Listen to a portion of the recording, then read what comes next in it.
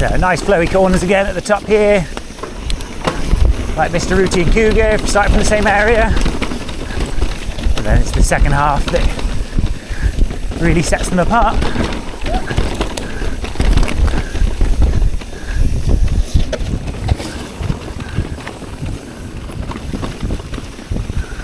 So as we drop down over the fire road, it gets a little bit steeper, a little bit rooty and a bit more technical.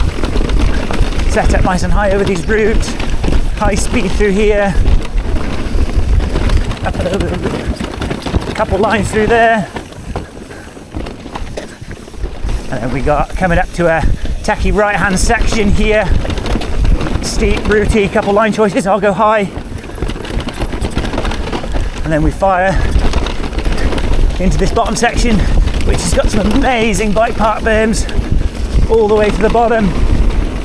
You can really fly around these into a little tabletop. And we got a couple more corners.